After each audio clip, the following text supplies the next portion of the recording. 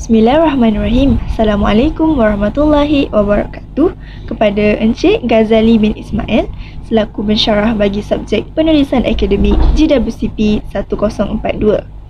Pada hari ini, saya Nur Ashura binti Aminur Syafizat dan rakan-rakan saya Muhammad Firdaus bin Faizul Azhar dan Nurdini Alia binti Muhammad Salihan akan meneruskan dengan tugasan kerja khusus bagi menganalisis dan mengenal pasti keutuhan wacana, sumber rujukan dan juga kejelasan. Baiklah, saya akan mulakan dengan mengenal pasti definisi keutuhan wacana. Baiklah, apa itu keutuhan wacana? Keutuhan wacana bermaksud suatu kesatuan, ucapan, pertuturan dan percakapan. Keutuhan wacana juga membawa maksud keseluruhan perlahiran bahasa oleh penutur atau penulis yang menyumbang ke arah menjadikan pertuturan atau penulisan berkenaan sebagai sesuatu yang bermakna dalam komunikasi. Seterusnya, keutuhan wacana terbahagi kepada 4 bentuk. Yang pertama, keutuhan wacana fonologi. Yang kedua, keutuhan wacana leksikal yang terdiri daripada antonim, sinonim, hiponim dan himonim. Dan seterusnya, bagi keutuhan wacana semantik mempunyai hubungan semantik umum. Dan yang terakhir sekali, keutuhan wacana gramatikal yang terdiri daripada kata hubung, kata rujukan serta peleburan dan pergantian. Beralih kepada bentuk keutuhan wacana yang pertama, iaitu keutuhan wacana fonologi. Keutuhan wacana fonologi dilihat dari segi hentian suara, nada suara dan intonasi suara. Ini dapat menimbulkan hubungan semantik antara wacana. Intonasi suara berperanan penting sebagai penanda dan juga pemisah frasa dan juga pembeza struktur ayat.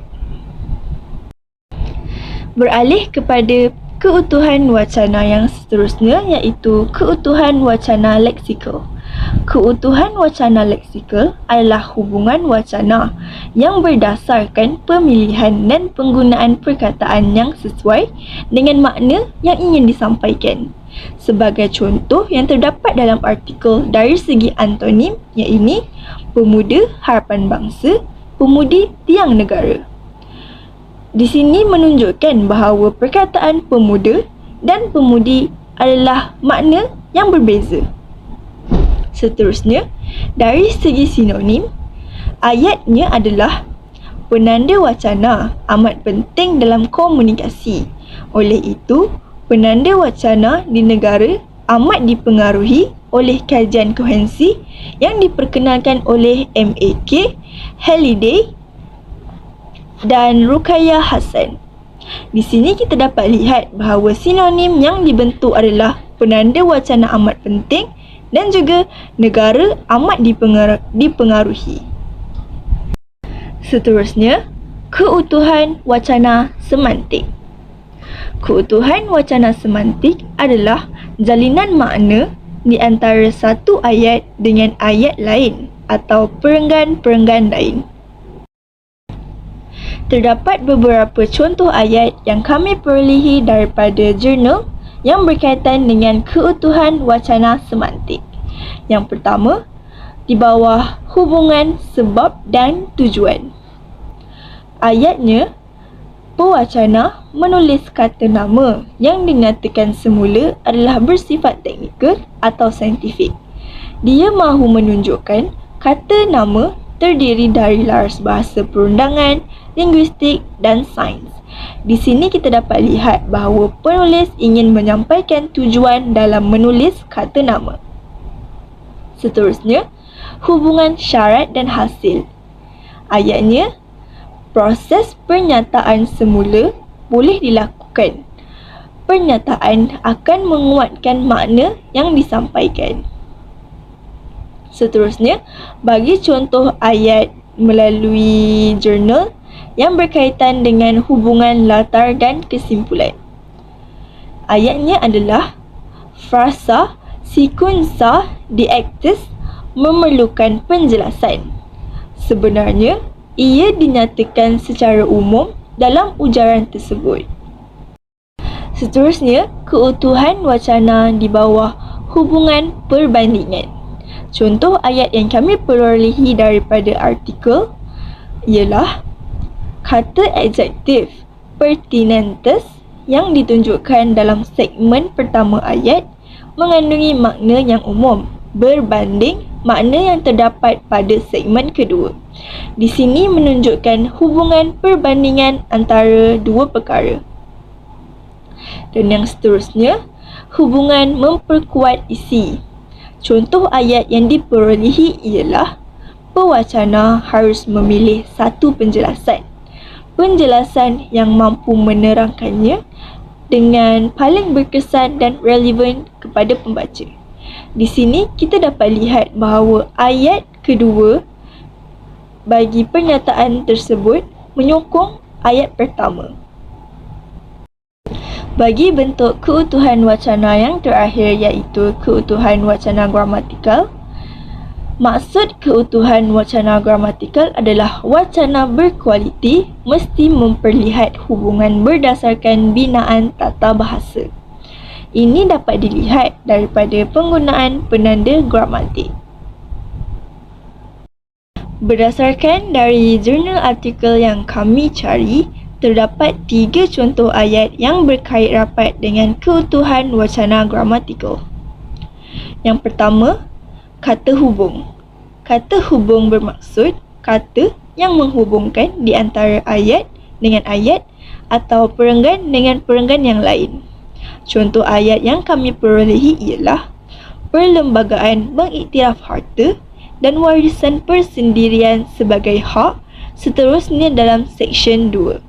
Di sini kita dapat lihat bahawa perkataan seterusnya merupakan kata hubung dalam ayat tersebut. Seterusnya, kata rujukan. Kata rujukan bermaksud kata yang boleh menggantikan sesuatu, sama ada benda atau manusia. Contoh ayat ialah dalam proses pernyataan semula di atas, mereka telah memberikan definisi eksplisit perkataan el matrimonio sacramental. Di sini juga kita dapat lihat bahawa perkataan mereka merupakan kata rujukan kerana perkataan mereka itu menggantikan manusia. Yang terakhir sekali ialah peleburan dan penggantian. Peleburan dan penggantian ini digunakan untuk mengelakkan pengulangan terhadap sesuatu maklumat daripada penyata yang diberikan. Contoh ayat yang kami perolehi ialah pewacana telah memilih untuk memudahkan kefahaman pembaca, manakala frasa yang lebih senang difahami sebagai penjelas kepada maklumat. Apa itu sumber rujukan? Sumber rujukan merupakan tempat datangnya sesuatu pengetahuan. Terdapat pelbagai jenis sumber rujukan, tetapi bukan semuanya boleh dianggap sebagai sumber rujukan yang sah, yakni sah untuk diyakini.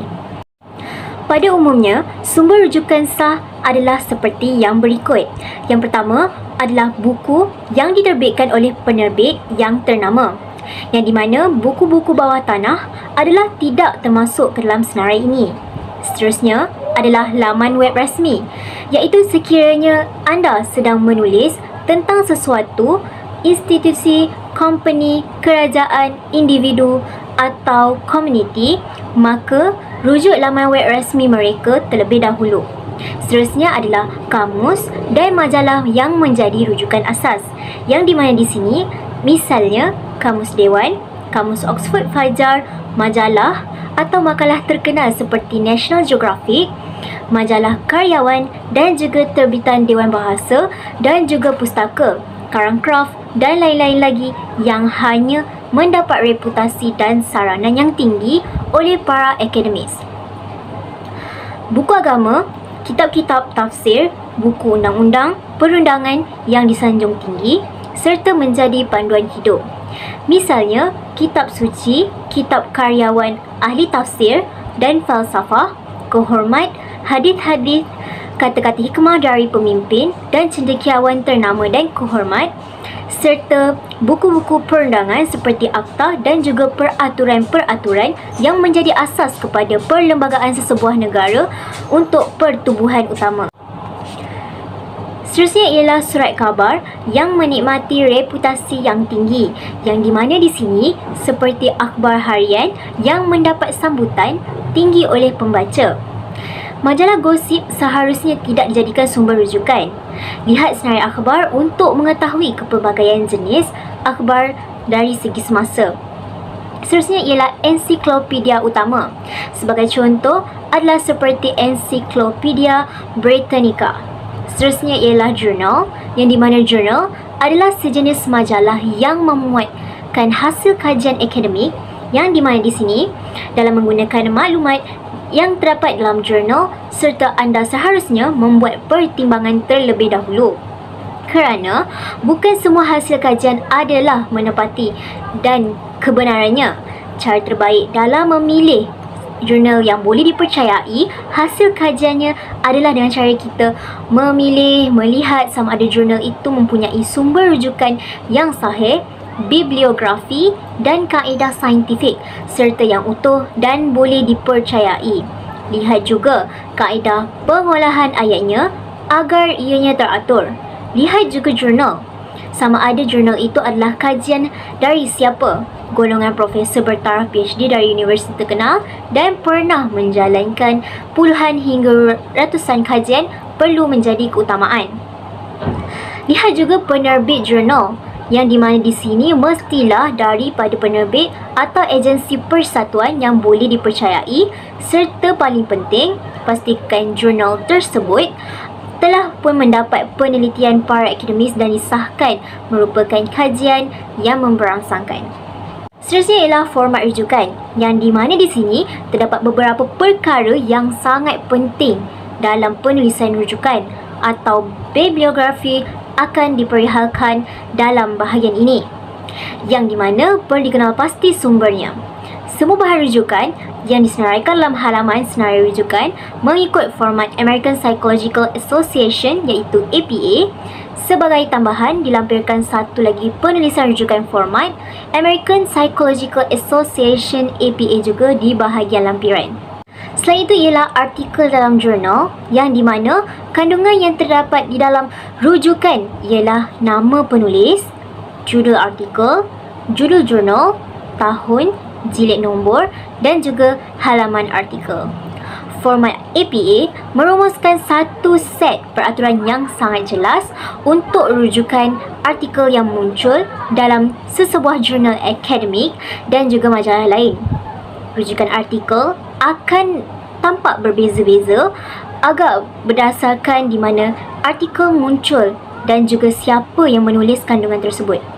Walaupun banyak artikel yang anda akan gunakan dalam rujukan, anda mungkin akan muncul dalam jurnal akademik dan juga profesional, dan anda mungkin juga mencari artikel dalam majalah, akhbar dan juga penerbitan dalam talian. Seksyen rujukan adalah satu tempat paling mudah untuk kehilangan mata kerana format APA yang salah. Jadi, semak rujukan anda sebelum anda menyerahkan kertas psikologi anda. Belajar artikel rujukan dalam gaya APA yang betul boleh membantu anda sepanjang kajian psikologi anda. Jadi lihat peraturan dan juga garis panduan berikut untuk rujukan artikel dalam format APA. Seterusnya ialah struktur asas apabila merujuk artikel jurnal dalam format APA, yang di mana di sini mula dengan menyenaraikan nama dan nama awal penulis tersebut, diikuti dengan tarikh penerbitan dalam kurungan dan memberi tajuk artikel tetapi hanya mengambil huruf besar, huruf pertama. Seterusnya senaraikan jurnal ataupun nombor berkala dan kelantangan dalam huruf miring. Akhirnya berikan nombor halaman di mana artikel boleh ditemui. Sebagai contoh yang berada dalam artikel petikan jurnal yang telah kami dapati. Seterusnya ialah APA format untuk artikel jurnal dengan dua pengarang. Jadi di sini sekiranya artikel tersebut mempunyai dua penulis, ikuti format asas untuk rujukan jurnal, yang di mana letakkan koma selepas permulaan awal dan juga pengarang pertama, diikuti oleh ampersand iaitu simbol dan, kemudian masukkan nama akhir dan juga permulaan pertama penulis kedua. Sebagai contoh yang berada dalam artikel petikan jurnal yang telah kami dapati. Seterusnya ialah APA format untuk artikel jurnal dengan 3 hingga 7 pengarang, yang di mana di sini untuk artikel jurnal dengan 3 hingga 7 penulis ikuti format yang sama seperti yang anda lakukan dengan 2 penulis, tetapi berasingan setiap pengarang dan inisial dengan koma. Penulis terakhir harus didahului oleh ampersand iaitu simbol dan, diikuti format yang sama untuk setiap pengarang tambahan sehingga ke 7 penulis. Sebagai contoh artikel yang telah kami dapati. Baiklah, seterusnya saya akan menekankan mengenai kejelasan dalam penulisan. Pertamanya adalah definisi. Kejelasan dalam penulisan boleh diartikan sebagai ayat yang jelas, boleh difahami, mudah dibaca dan membawa maksud kepada sesuatu yang dengan lebih jelas. Kejelasan juga membawa maksud kepada ayat yang tidak beri ruang untuk disalah-tafsir oleh pembaca dari segi makna dan tidak bersifat samar-samar serta tidak bersifat kabur.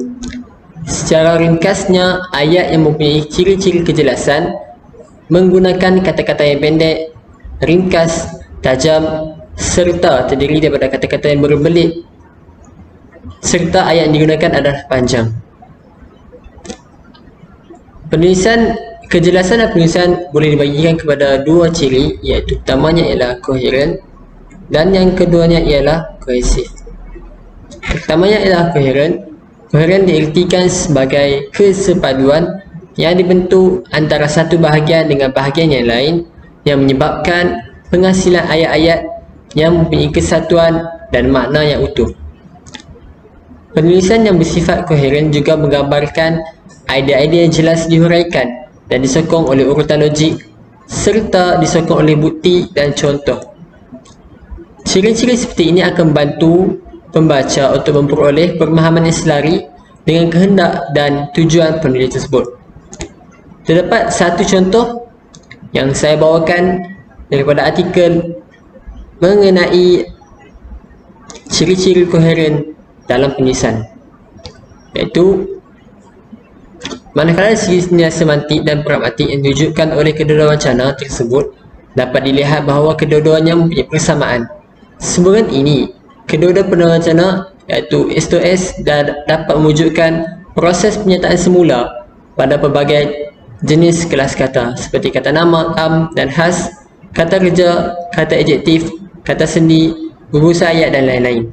Sungguh pun jumlah data yang diperoleh kedua-duanya amat berbeza dari segi jumlahnya, iaitu sebanyak 135 ujaran, manakala S2S sebanyak 40 ujaran. Namun elemen-elemen ujaran yang terlibat tidaklah terbatas dan terdiri daripada kelas kata yang berbeza. Selain daripada itu, dari segi pembentukan secara morfologi iaitu dan S2S menunjukkan ciri-ciri yang eksklusif sebagai penanda wacana. Ini bermaksud kedua penanda wacana tersebut hanyalah berfungsi sebagai ujaran konteks yang khusus saja, iaitu sebagaimana dijelaskan dalam kajian ini sebagai kata yang penjelas kepada unsur atau elemen yang dinyatakan sebelumnya. Perkataan yang menggambarkan penulisan koheren ialah perkataan selain dari itu, iaitu menggambarkan kesatuan antara satu bahagian ayat sebelumnya dengan ayat yang selepasnya. Hasilnya, kesepaduan antara bahagian-bahagian ayat ini membentuk satu makna yang tepat dan utuh sesuai dengan kehendak penulis. Yang keduanya ialah kohesif. Definisi kohesif didefinisikan sebagai satu hubungan terbentuk di antara bahagian-bahagian dalam teks menggunakan penanda wacana yang tepat bersesuaian.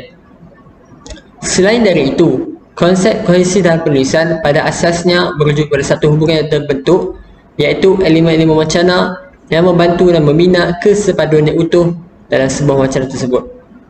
Di sini saya nyatakan terdapat beberapa ciri-ciri penulisan kohesif dalam penulisan. Yang pertamanya ialah menggunakan tanda baca yang tepat dan betul. Keduanya, perenggan yang dibentuk adalah baik dan teliti. Yang ketiganya ialah penggunaan kata yang kesinambungan dan berkesesuaian serta berkesan. Dan yang keempat ialah peralihan yang cantik antara licin dan licin, antara perenggan-perenggan ataupun bahagian-bahagian lain. Di sini saya nyatakan satu contoh berkaitan dengan artikel, berkaitan dengan penulisan kohesif dalam artikel, iaitu dari segi penyebaran penulisan itu, dalam teks yang dikaji, data menunjukkan bahawa kesemua penulisan itu berada pada kedudukan bahagian tengah binaan wacana, yakni di antara dua segmen itu. Segmen yang dinyatakan semula, iaitu segmen pertama, dan segmen pematangan semula, iaitu segmen kedua. Kedudukan ini tandai oleh simbol dan grafik seperti berikut: didahului oleh koma dan tidak diikuti oleh sebarang tanda bacaan lain, diikuti oleh tanda dua titik dan diikuti oleh koma, diikuti oleh dua titik dan tanpa sebarang tanda bacaan yang mendahulinya, didahului oleh dua titik dan tidak diikuti oleh tanda bacaan lain, diikuti dengan koma tanpa didahului oleh sebarang tanda bacaan lain, dalam kurungan dan diikuti dalam kurungan dengan koma, dan di akhir sekali di tengah-tengah dua segmen yang dihubungkan tetapi tidak ditandakan oleh sebarang simbol atau grafik. Berikut adalah contoh-contoh data yang telah diajarkan sebelumnya hingga habis ayat. Perkataan yang saya gariskan di sini ialah perkataan tetapi. Perkataan tetapi ini merujuk kepada kesinambungan antara ayat-ayat perenggan dalam perenggan tersebut. Perkataan tetapi ini melambangkan satu kesinambungan antara ayat di sebelumnya dan menggabungkan ayat di selepasnya. Maka kesinambungan ini ialah haruslah tepat dan bersesuaian agar maksud dan tujuan yang hendak disampaikan oleh penulis dapat disampaikan kepada pembaca dengan berkesan dan tepat.